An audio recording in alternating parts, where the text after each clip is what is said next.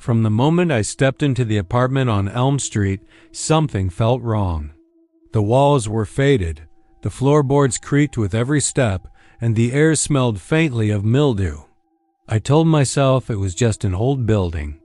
Cheap rent always comes with its quirks, but the feeling didn't fade. It grew. The first night it started subtly.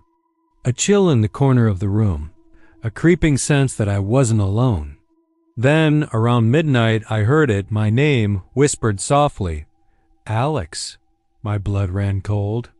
I froze, scanning the dim room, but there was nothing. Only shadows pooling in the corners.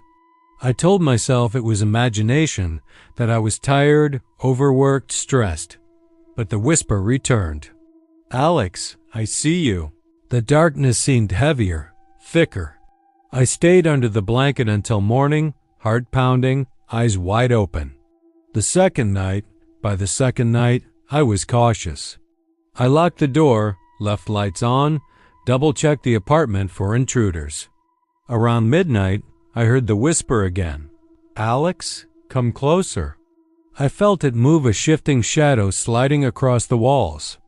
It was dark, dense, but not solid, like smoke with intent. My legs refused to move. I could feel its presence inching toward me. I know your secrets, Alex, it whispered.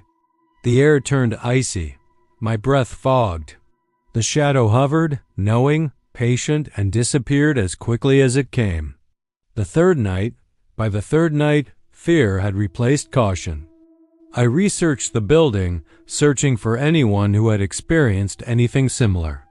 There were vague reports of sudden departures, mysterious noises, and tenants who left without explanation, but no one mentioned a shadow. Determined, I set up a lamp in the apartment corner, intending to confront it. Midnight came. The shadow appeared. Darker now, stretching across the floor like ink. Alex.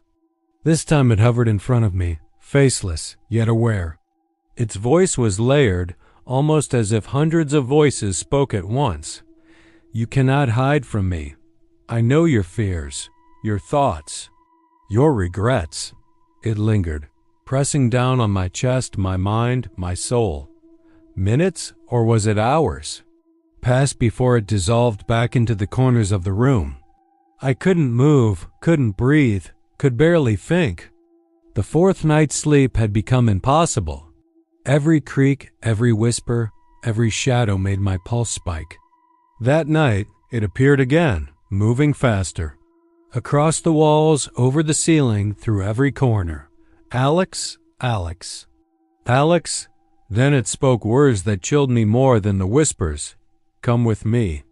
Before I could react, it extended like a living black river and brushed against my shoulder. The touch was icy, heavy, and impossible to ignore. Images flashed in my mind, memories, secrets, regrets, all things only I could know. I stumbled backward, fell to the floor. When I looked up, it was gone, but the whisper lingered, I'll be back. Aftermath, I didn't sleep. I didn't eat.